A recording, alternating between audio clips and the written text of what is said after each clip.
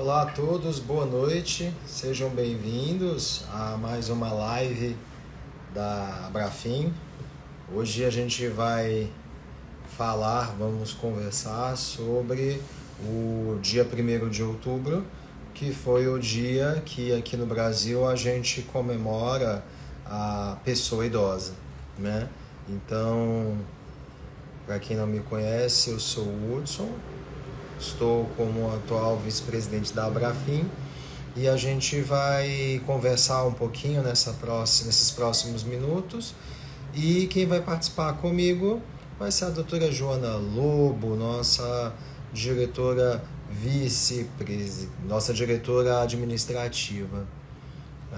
Pronto. Doutora Joana, nossa diretora financeira. E aí, se você se interessa pela temática, puxa a cadeira aí, pega uma água e aí vamos conversar. Pode usar aí o chat para fazer a sua pergunta, tá bom? Boa noite, Joaninha. Boa noite, tudo bem? Tá me ouvindo bem? Não, eu fui leso, entrei no meu perfil pessoal. Então vamos lá. Tudo bem. Joana foi juntamente com o Jaime, nosso organizador aí de atividades estratégicas, nosso apoio aí nas tecnologias, idealizaram esse momento, essa live, né, Joana? Então, assim, por que a gente deve celebrar esse dia 1º de outubro, o dia da pessoa idosa? O que a gente precisa... Por que esse dia é importante? Então, a gente estava conversando, né? E já me falou, bom, a gente resolveu fazer umas estratégias aí. E eu falei, bom, acho que eu e o Hudson, com certeza o Hudson vai topar, porque é o nosso assunto aí do coração, nosso amor pelos idosos. E aí a gente veio conversando, né, sobre justamente esse dia 1º, né? Que na verdade é um dia só para falar do que a gente vive todos os dias, né? E com o envelhecimento populacional, cada dia mais importante a gente falar sobre. O Dia Nacional do Idoso ele foi criado justamente por conta, né, da implementação, né, do Estatuto do Idoso, e aí já contam alguns anos, na verdade, décadas, né? E exatamente 2 décadas, 20 anos, que a gente foca, né? Pelo menos nós, em melhorar cada vez mais a qualidade de vida dos idosos, o acesso aos direitos que seriam básicos, né, perante a Constituição para todas as pessoas em todas as fases da vida, mas que se tornou essencial a gente ter um olhar específico, diferenciado. Lógico que o Estatuto fala sobre todas as áreas, né, então o direito como um todo, né, e só que para a gente, mais especificamente na área da saúde, e é muito relevante, tanto o estatuto quanto o dia, que é quando a gente traz aí à tona as diversas discussões e as questões do envelhecimento populacional, e do não acesso a isso, assim, levando para o lado do direito relacionado à saúde, do não acesso à saúde de qualidade, das dificuldades todas que envolvem o acesso desses idosos a uma saúde de qualidade, e quanto mais velho, mais difícil, né? E aí eu acho que vale a pena a gente discutir, tem muita coisa para a gente discutir aí. O que a gente espera? Esses dias foi interessante que eu encontrei um material, eu guardo algumas coisas com muito carinho, né? Um material que eu fiz na faculdade ainda, e aí lá se vão 20 anos, na verdade, quase 18 de formado, e eu ainda estava como acadêmica, eu fiz um jornalzinho, e um jornalzinho que eu chamava de Felicidade. E aí lá a gente falava sobre a, a, a, como é que eu posso dizer? existia um dado de que em 20 anos, né, a gente inverteria a pirâmide, que o número de idosos passaria de 30 milhões e tudo.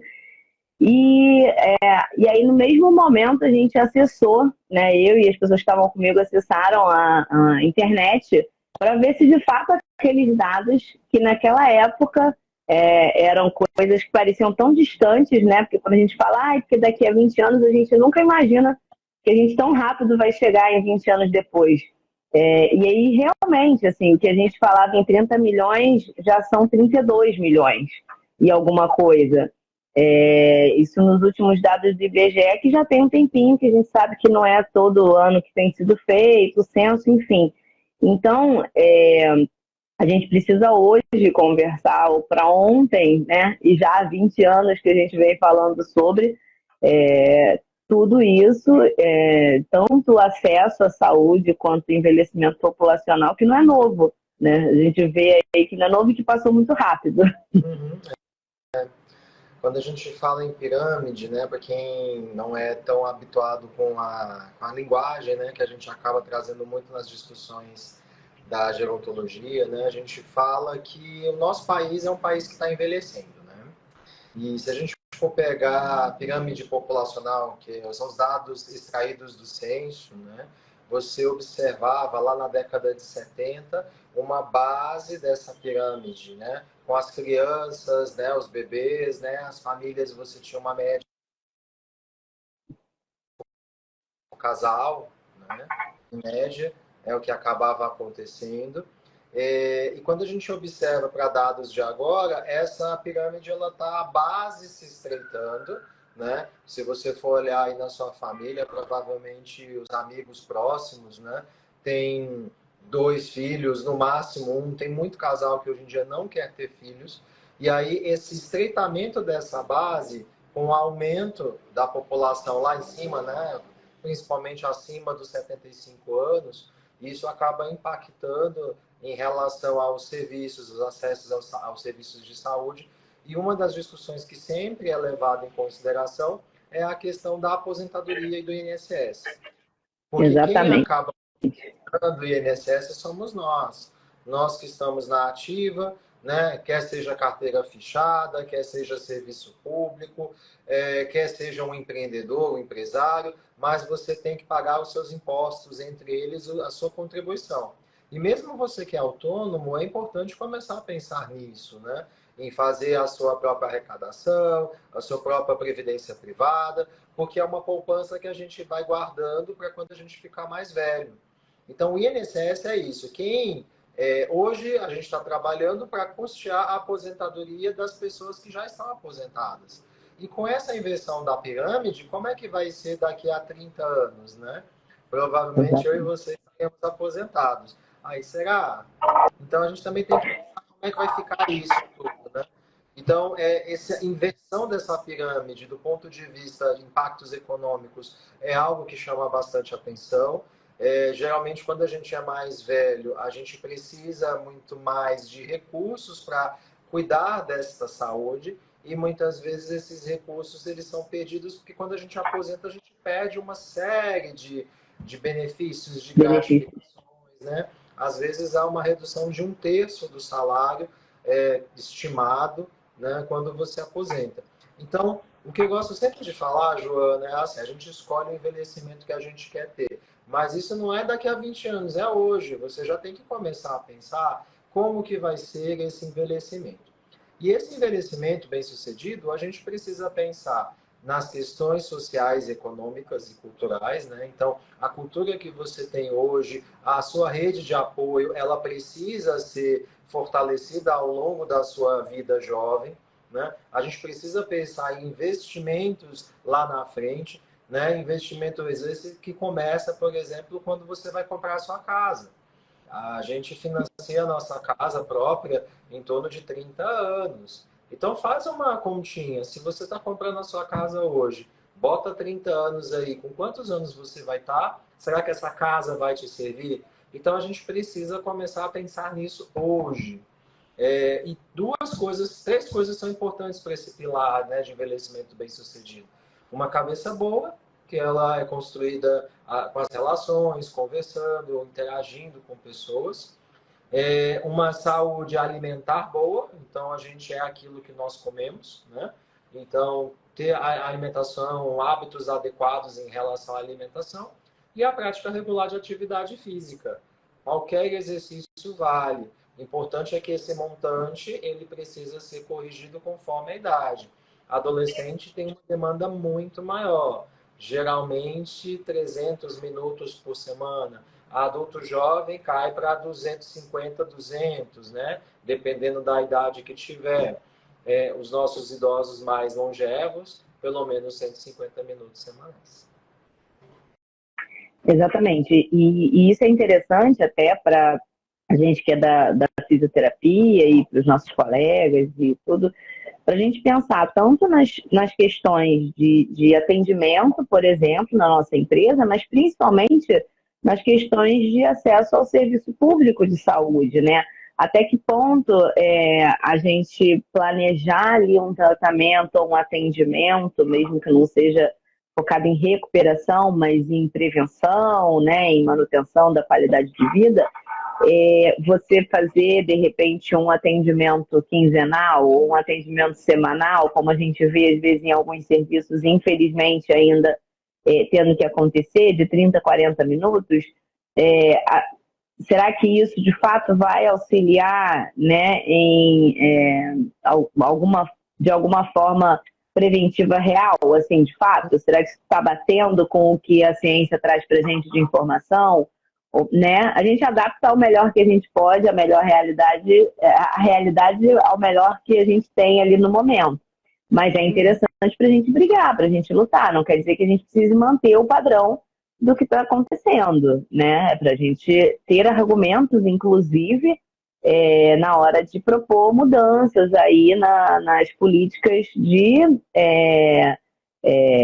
institucionais, né? Tanto instituições privadas quanto principalmente instituições públicas, com base científica e, claro, que também financeira, né? Que a gente sabe que é o que vai abrir os olhos, de repente, dos gestores, vai ser mais essa parte, e tem um grande impacto financeiro, a partir do momento que você não tendo uma atuação preventiva, uma atuação ali na atenção básica de qualidade de vida, de atividade física relevante, de fato, e com carga, intensidade e com frequência de fato relevante com o que a ciência vem dizendo, isso também vai impactar financeiramente lá na frente quando ele começar a desenvolver, né, outras patologias que vão vir associadas àquele envelhecimento não ativo, né? Não vou dizer totalmente sedentário, porque ele está participando talvez de alguma coisa, mas ali pouco ativo, né, cada vez menos. E aí, até que ponto também é interessante, é importante a gente ter uma visão nessa orientação, né? Essas orientações, por menores que sejam, elas são muito relevantes. Quando a gente passa para um cenário até de atenção básica, onde tem essa realidade que a gente expôs, de que você não tem ali uma disponibilidade de vagas, e de horário, e de pessoal, e de recursos financeiros e humanos para, de fato, dar conta de tudo, né? Ninguém consegue dar conta de toda a população que vai precisar desse serviço, quando a gente começa a criar estratégias para que isso atinja o maior número de pessoas possível. Então, são lá os grupos do Hudson, né, na Secretaria de Saúde de Brasília, são as cartilhas que a gente cria, são ações mesmo voltadas para a sociedade, como a gente teve lá no nosso Cobrafim agora em Fortaleza, que no caso específico foi mais voltado para as pessoas com deficiência, mas que podem se desmembrar mais à frente para os próximos Cobrafins na saúde do idoso e dos idosos, né? Existiam associações também de idosos lá e de parentes, né, de idosos demenciados e de Alzheimer, então você acaba atingindo a sociedade e levando o que a gente faz, que é a ciência, para essas pessoas. Bem, é o nosso papel como profissional de saúde, né? Eu acho, Jô, que a gente está entrando numa fase agora que a gente precisa quebrar alguns paradigmas, sabe? Porque ainda existe uma cultura muito forte de fazer a fisioterapia sentado olhando na cara do fisioterapeuta, né? E aí, assim, a realidade que eu tenho aqui no Distrito Federal, sou servidor há 13 anos, vou fazer 13 anos agora.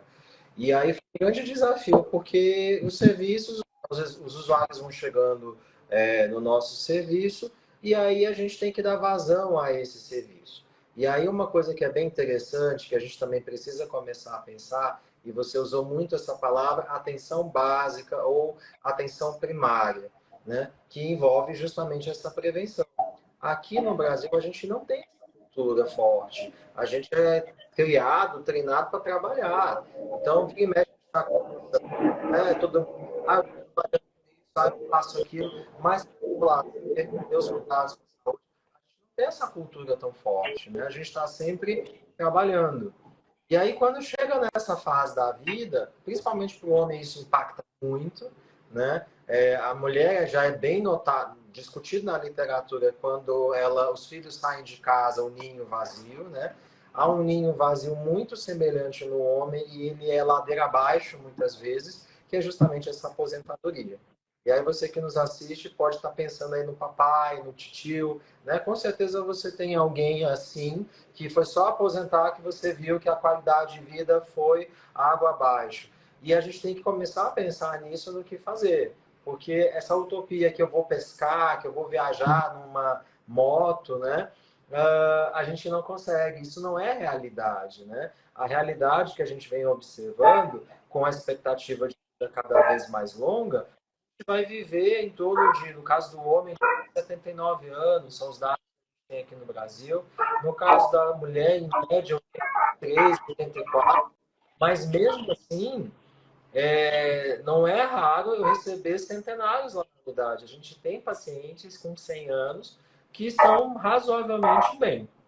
E aí, para botar uma pulga atrás da orelha, faz uma continha bem rápida aí, ó. Pega esse valor, se você é mulher, 83, né? Se você é homem, 79, subtraia a sua idade atual. Esses são os anos de vida que você ainda tem. Pode ser mais, mas também pode ser menos. E aí, o que você vai fazer com esse tempo, né?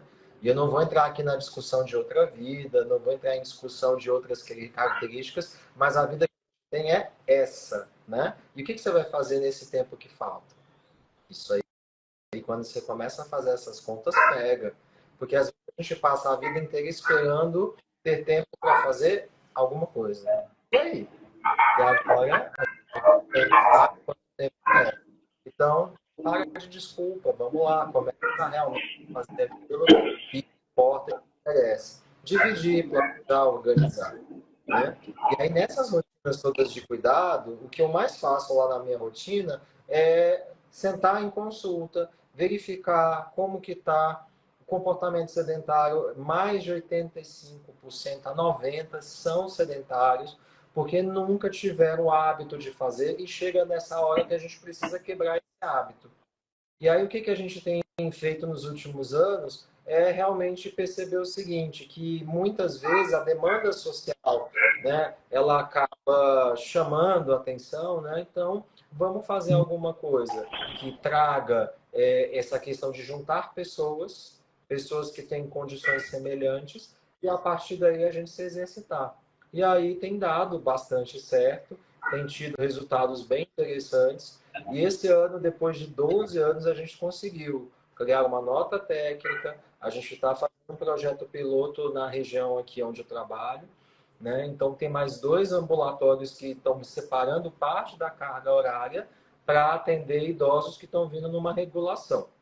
E aí, no nosso caso, não é qualquer idoso. Aí a gente acaba separando a saúde do idoso, que é aquela que é do ambulatório de geriatria e gerontologia, que aí você requer uma atenção mais especializada para aquele perfil de envelhecimento.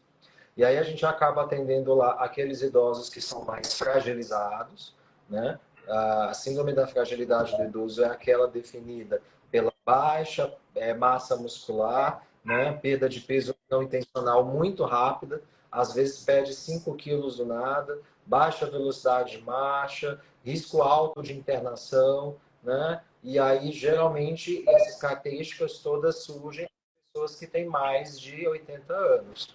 Então, essa é a nossa prioridade, para verificar se elas estão bem de fato, e são os meus choques. E aí entra os parkinsonismos, os processos de declínio cognitivo, quedas frequentes, e outras ações neurodegenerativas. Mas o que mais tem surgido no nosso ambulatório, a gente pegou um período crítico, né, que foi esse da pandemia, onde logo de cara foi o isolamento social do idoso, justamente pela reserva baixa que eles têm de questões imunológicas, né? E aí o que acontece? Foi retirado do nada, né? A questão de socialização e de sair de casa. Então, aquele gatilho cognitivo, né, que ele teria para desenvolver um processo, surgiu. E estamos agora nesse processo. É.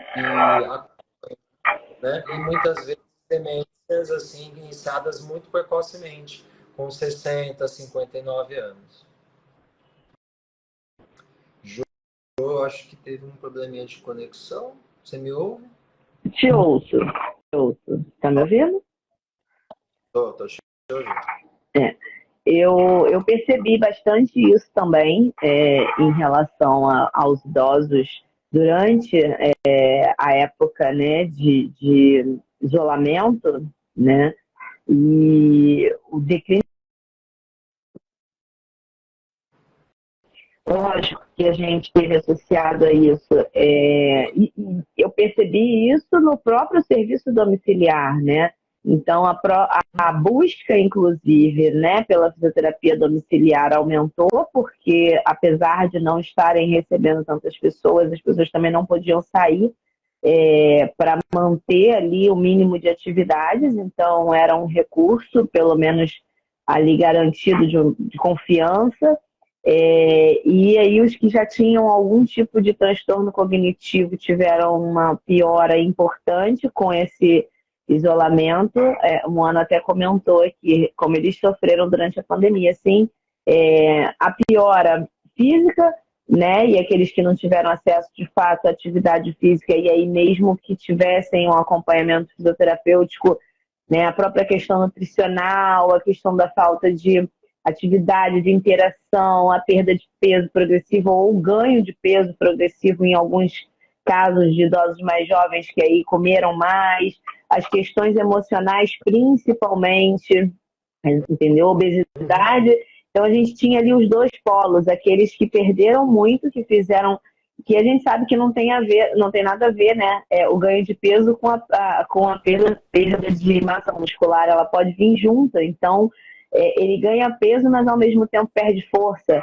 Então ele perde massa muscular, ganha peso e aí com isso aumenta a quantidade de quedas, que já são historicamente mais comuns realmente no ambiente domiciliar, os banheiros, os tapetes, os cachorrinhos e etc, né?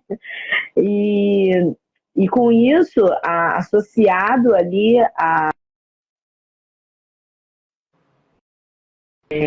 um artigo justamente sobre o aumento do índice de suicídio. Oi? Né? Sim, sim. Sobre o aumento do índice de suicídio entre os idosos, né? E aí esse isolamento, isso tudo aumentou muito esse índice de depressão, de ansiedade, e, consequentemente as ideações suicidas e a sensação de fardo, peso e etc., que a gente sabe que a perda de pessoas queridas, né, porque a quantidade de perdas foi muito grande durante essa fase, então isso tudo pesou bastante. Então a gente vai ali desde uma fragilidade física a uma fragilidade emocional, a culminar ali com o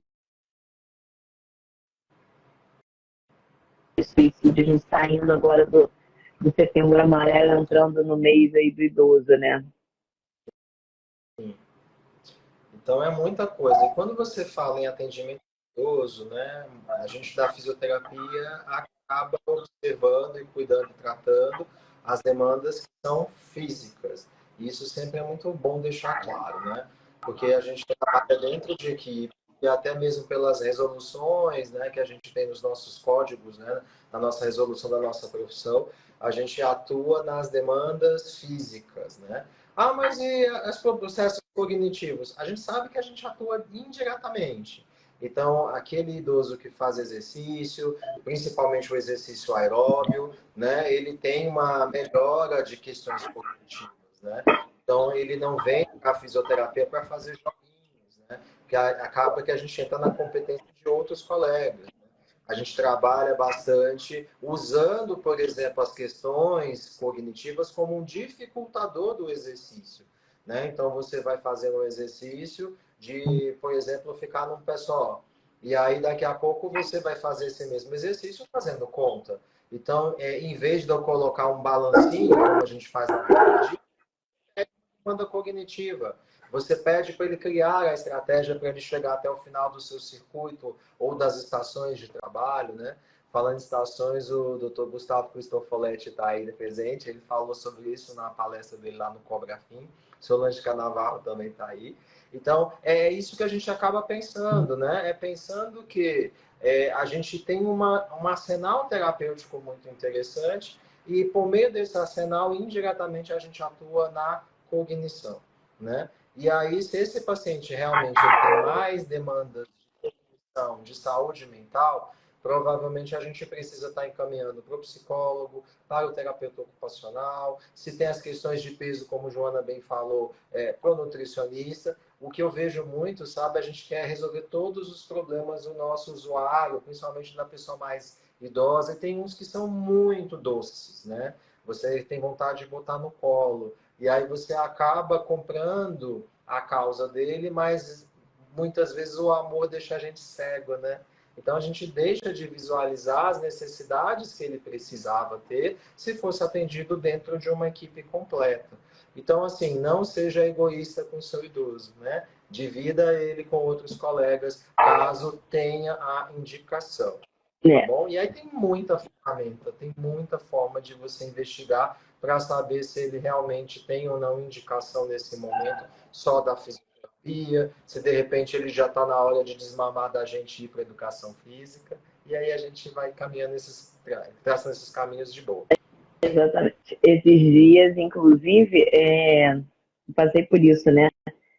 Um idoso que chegou esse momento do desmame. Na verdade, eu já estava ali há quase 2 meses para desmamar ele e de fato dar alta, mas nem sempre eles entendem, né? Eles aceitam, eles se apegam, enfim. E aí a gente encaminhar para outro colega e precisa retornar às suas atividades e fazer atividade física, estar em contato com outras pessoas, e vai ser importante. Então, assim, essa orientação é importante, como você falou, é não ser egoísta, saber até que ponto vai, de fato, o nosso benefício, né, junto àquela pessoa, e até que ponto outros colegas vão ter ali mais até acrescentar, né?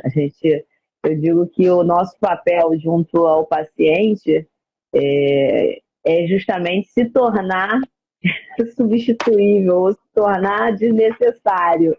Eu digo que o nosso papel tem que ser se tornar desnecessário, porque aí quer dizer que ele está de fato melhorando e que o seu serviço foi bom. E orientar a família, como você falou, assim, porque não é você atuar no que o colega atua, mas é você mostrar para aquela família ou para aquele idoso que ainda está lúcido, orientado, independente e mora sozinho, que Exatamente. foi. Sim. Tá dando um delayzinho, mas a gente está te ouvindo e entendendo bem. Agora demorou um pouquinho mais. Joana, deu uma travadinha aqui, mas oi. Entrou. Tá, a gente não está conseguindo te ouvir. Tá travando. Uhum. Melhorou? Agora foi. Então, assim, é importante a gente orientar aquela família de pessoas que põem terapias, outros canais, serviços, telefone, esse Jo, caminho. agora a gente não tá conseguindo te entender. Joana, agora não deu para te entender. Eu vou tentar buscar aqui a internet. Para mim, eu tô te.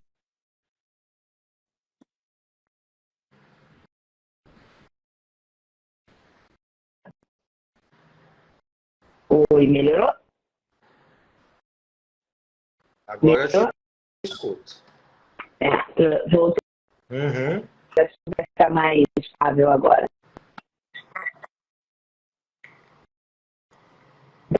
Eu tinha concordado com o que Ok. você falou sobre É, essa indicação de pessoas de outros colégios, porque às vezes a perfeito. família e o idoso não conhecem, né? Não sabe esse caminho, Uhum. onde buscar. Acho que é nosso papel que às vezes está num serviço mais vezes, clínica ou num serviço público, mais vezes na semana com aquela pessoa, de orientação e de encaminhamento, Uhum. né?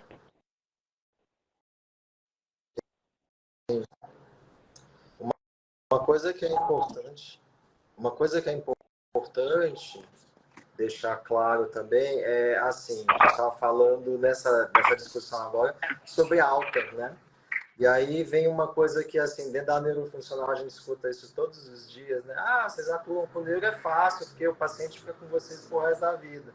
E nem sempre. A gente também tem que começar a observar, e eu acho que quando veio as discussões relacionadas ao modelo biopsicossocial proposto pelo OMS, utilizando a codificação da CIF, né? A gente começa a observar o seguinte, que alterações estruturais são presentes ao longo do processo da vida, né? Hoje em dia eu já preciso usar um óculos, né? É a minha questão, né, de ambiente, porque ficar na tela eu não consigo enxergar tão bem. Então, assim, eu tenho uma dificuldade, tenho, mas se eu usar o óculos, então esse é o meu facilitador. E ao longo da vida a gente vai precisando dessas tecnologias para que a gente consiga continuar vivendo com qualidade, né? Tô perdendo cabelo, mas e aí, né? Tem hora que não consigo mais, a genética está aí presente. Então, dentro desse processo, a gente vai trabalhando aos poucos, né? E é isso que a gente precisa começar a pensar, que aos poucos essa educação para o envelhecimento. E quando a gente observa isso do ponto de vista cultural, principalmente para a figura feminina, é muito complexo, né? Porque vocês têm que estarem lindas, jovens, com os cabelos perfeitos, não pode ter cabelo branco, né? Essa aceitação em relação aos brancos, né? Para a mulher ainda é muito estigmatizante. O homem fica charmoso, né? Enfim, mas isso tudo é estigma, né? Que a gente precisa ir trabalhando, né? O envelhecimento ele é uma conquista da pessoa que ela e da sociedade que investiu em cuidados básicos de saúde, com saneamento, que tem investido, na verdade, na promoção e acesso à saúde, né? A gente vive num país que tem o SUS, né? Um acesso universal. Você não precisa pagar pela ambulância que você pede, você não precisa pagar pela emergência que você busca. Talvez tenha problemas de gestão em muitos momentos, com certeza, mas a gente consegue aí estar discutindo e trabalhando em prol dessa melhoria. E aí, a alta ela é algo necessário em algum momento. Até se você faz atendimento domiciliar, muitas vezes você tem uma demanda de pessoas que naquele momento estão precisando muito mais de você, mas aí você fica, ai, tadinho, eu vou deixar ele. Aí que a gente precisa começar a gerenciar, como eu falei no começo. Então a fisioterapia é muito mais do que ficar sentado 45 minutos olhando para a cara da Joana. né? A Joana, ela pode, ó, esse é o seu plano, você tá bem, tá tudo bem, faça isso. Ah, vamos tentar um desafio maior, porque assim, se está com uma força boa, não tem risco, agora melhorou a dor, talvez uma atividade física realmente com um profissional de educação física seja mais bem interessante agora. Volta comigo daqui a 3 meses, vamos marcar uma consulta de retorno, e aí nessas consultas a gente checa novamente, né? Muitas das questões relacionadas à dor que a gente observa, elas não são dores, os gatilhos dessas dores são emocionais. E aí eu vejo isso muito, solidão, né? A pessoa é sozinha. Então, durante um tempo, eu tenho muita dificuldade hoje em dia, Joana, eu vou partilhar isso com vocês, de fazer atendimento domiciliar, porque muitas vezes eu chego no primeiro dia e eu percebo que a dor daquele idoso é porque ele é sozinho em casa. Então, assim, né, naquele momento eu perco talvez a oportunidade de ganhar dinheiro com aquele usuário, mas eu encaminho, ó, vamos lá, tem um serviço tal, você vai lá e muitas vezes eu já levei com a mão. Vamos lá para a gente conhecer e chega lá as coisas se transformam. Né? Sim. Eu acho que até isso cabe a gente chegar e pontuar para a família. Ele precisa sair de casa, né? Porque isso é terapêutico também, né? O exercer o direito de ir e vir. E se ele não sai de casa, às vezes é porque está faltando algum tipo de apoio, quer seja uma bengala, um andador, né? Porque, infelizmente, a rua não é acessível, né? O acesso aos serviços, né? Os aparelhos públicos, parque, até mesmo shopping, feiras, não são acessíveis. Então, muitas vezes a gente acaba utilizando dessas estratégias para que essas pessoas consigam exercer o seu direito de ir e vir. Com certeza. E é importante a gente entender como profissional de saúde, iníciozinho, né? É, tem esse também de de entender aonde referenciar, de quem ou onde a pessoa pode ir, que ela vai ser mais bem assistida, assistida no que ela precisa de fato, né?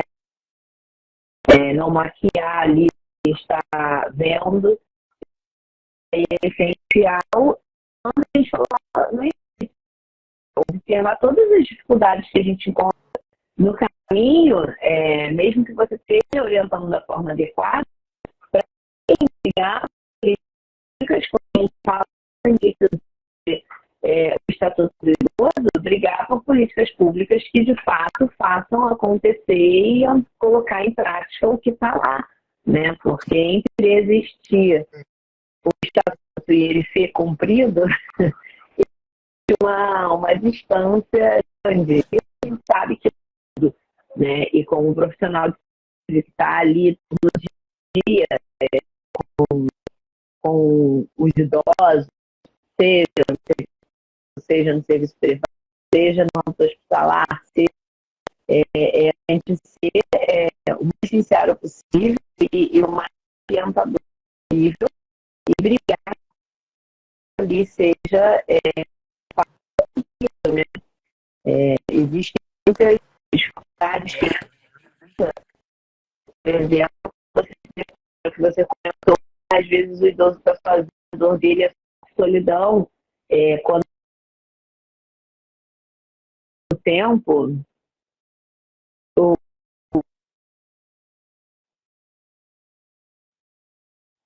som, oi, Uhum. esse trabalho, está me ouvindo? Agora deu uma congeladinha aqui, agora estou te ouvindo. Tô te ouvindo. Acredito que seja isso mesmo, a gente brigar por dicas de melhoria para tanto na parte da saúde quanto na parte da ciência geral e da qualidade, realmente a acessibilidade, não só das bases, né, mas como acesso aos serviços, acesso ao lazer, acesso ao trabalho, acesso a tudo aquilo que a pessoa precisa também para ter ali uma velhice de qualidade, né?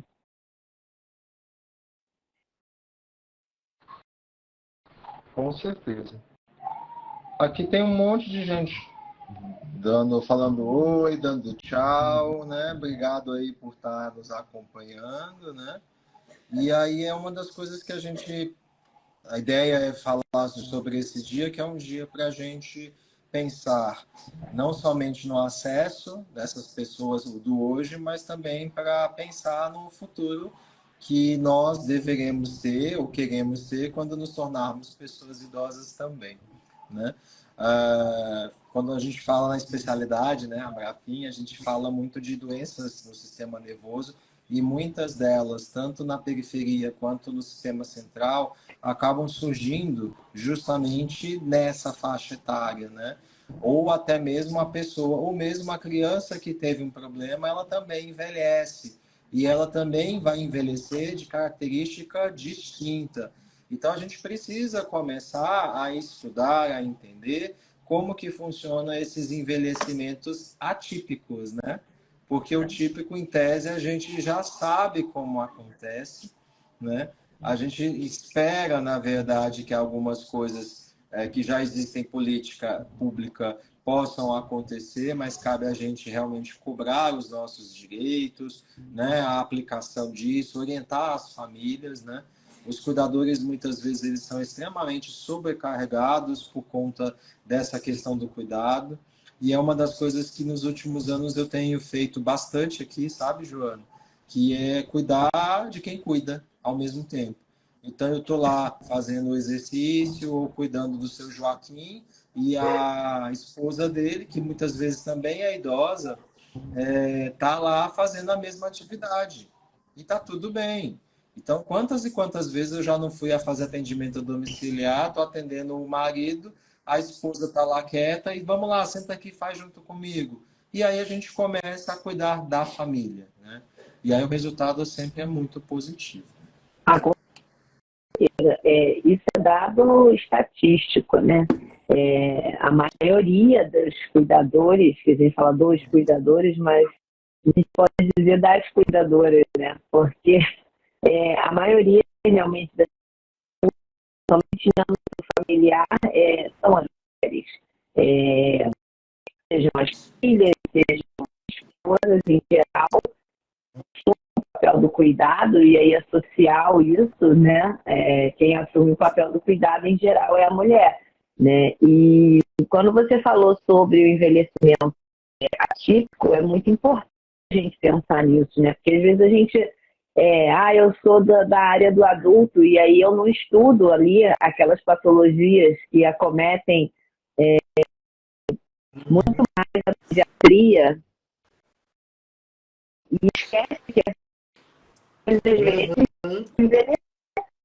Em algum momento eles podem chegar sim à idade adulta e à idade, a terceira idade, né? E no momento eles vão ter nossos cuidados. É importante a gente estar pronto para isso, né?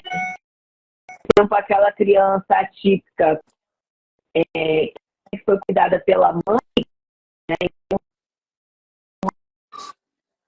E essa mãe vai já ser uma idosa. Então, como que vai ficar a saúde da mãe idosa com adulto atípico?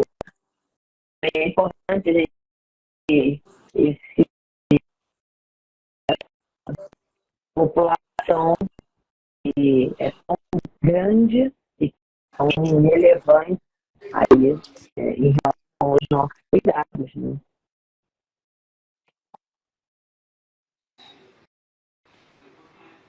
Ok. Joaninha, você quer deixar algum recado para as pessoas que nos escutam aí? Quer deixar uma mensagem?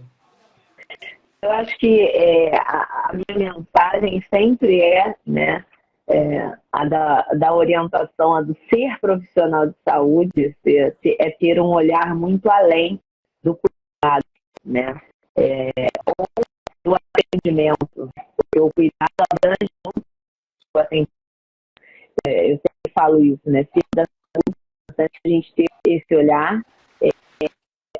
É importantíssimo esse olhar para o idoso, que é o tema mais específico de hoje, o meu favorito, mas para além disso, cuidar da saúde da família que cuida desse idoso, né? Então, antes de abrir o nosso olhar, como você falou, que cuidar não é só estar ali fazendo aplicação de técnicas, né? É muito além do que isso.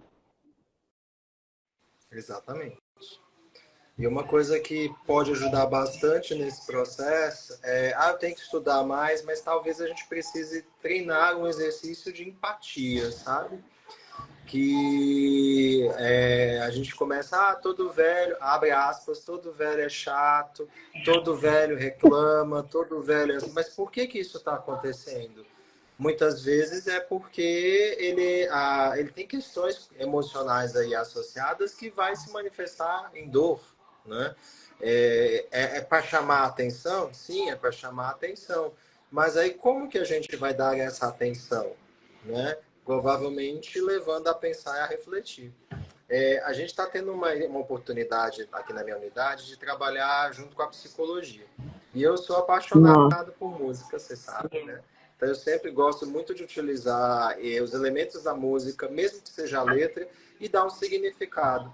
E a gente, num grupo que a gente faz um momento de roda de conversa, elas sempre pedem para trazer uma música.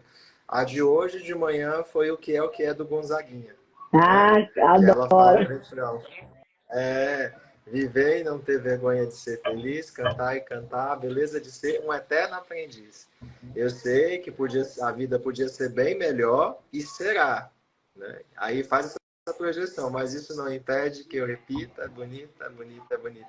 É isso que a gente precisa resgatar, né? E a nossa profissão, ela pode auxiliar nesse processo. E se houve esse resgate, a gente tem que sair de cena momentaneamente para outros profissionais, porque assim, às vezes falta alguma coisa, a gente não pode suprir tudo só com fisioterapia, né? E dentro disso, né, se você quer entender mais, gente, vamos buscar na literatura envelhecimento.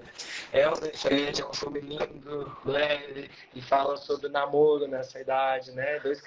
Um casal que os dois moram sozinhos, e aí traz essa questão também de pode ou não pode morar sozinho. O Senhor Estagiário é um filme maravilhoso, né? Dá para trazer essa questão toda. Se a gente for falar de mulher de cabelo branco, aí, de empoderamento, de fortaleza, O Diabo Veste Prada é um exemplo também. E tem muita coisa. Meu pai, né, que fala sobre demência, Diário de uma Paixão. E tem muitos outros filmes tantos que têm falado sobre a demência e muitas vezes para quebrar justamente esses estigmas, né? Que o idoso demente é violento, ele é agressivo. Tem estudos que falam que, na verdade, a agressividade ele é um reflexo do cenário em que ele vive. Então, se a família está totalmente desorganizada, ele vai reagir com agressividade, né? E aí, ou muitas vezes a agressividade pode ser um reflexo justamente de uma alteração orgânica, porque eles não fazem febre, muitas vezes eles não sabem falar o que está acontecendo. Então, entra nessa do cuidado paliativo, né? De você entender o que está acontecendo e muitas vezes eu não vou tratar a demência mais porque já está muito avançada. Eu não vou melhorar a cognição, mas eu posso melhorar a dor. Eu posso ajudar nas transferências, né? Ensinando esse cuidador, porque eu transfiro quando eu estou lá. Ou eu vou ter que ir na casa. Às vezes eu faço isso muito com as famílias. Tudo bem, eu posso vir na sua casa toda vez que você for transferir. Vamos fazer uma conta? A minha visita é quanto? É X. Eu tenho que vir quantas vezes para transferir? E aí nisso a família começa a entender e se responsabilizar. Exatamente. Né? Pelo menos tem dado certo aqui na minha vida. Tomara que dê certo na vida de cada um de vocês aí. Agora sua conexão ficou boa. Ficou, né? É porque choveu bastante aqui. Ixi, aqui tá um calor do inferno. Não, tá calor, foi muito calor de dia, mas choveu muito ainda há pouco. Então eu acho que ficou essa inconstância aí por conta disso. Mas é Então sempre tá bom. maravilhoso a gente falar sobre idosos e sobre esse assunto que a gente ama, né? Falar com os amigos, melhor ainda. Ah, e o que que a Brafim vai trazer de novidades em breve aí, Joana? Tem novidades vindo, será? Será? Será que a gente tem Não sei, autorização de dar spoiler? Eu sei acho que pro que ano. ano que vem a gente está falando de envelhecer, né? A associação vai fazer 15 anos, É isso aí. então somos uma jovem debutante para o ano que vem, então acho que vai ter muita coisa boa. Se você aí está curioso, nos Com certeza. segue nas redes sociais. Se ainda não é associado, se associe, aproveitando que a Joana é a nossa diretora financeira, regularize a sua situação aí no cadastro, para você não perder nada das coisas que vão surgir aí nos próximos meses aí. Prepare-se que a Brafim faz 15 anos e com certeza você faz parte dessa festa. Tá bom? Com certeza vai ter muita coisa diferente. Oh, então tá bom. Posso falar mais de você? Beijo. Fiquem com Deus. Dia Beijo. excelente. Obrigada, Celebrem gente. com os idosos de vocês e cultivem saúde para serem bons idosos também, tá bom? Tchauzinho.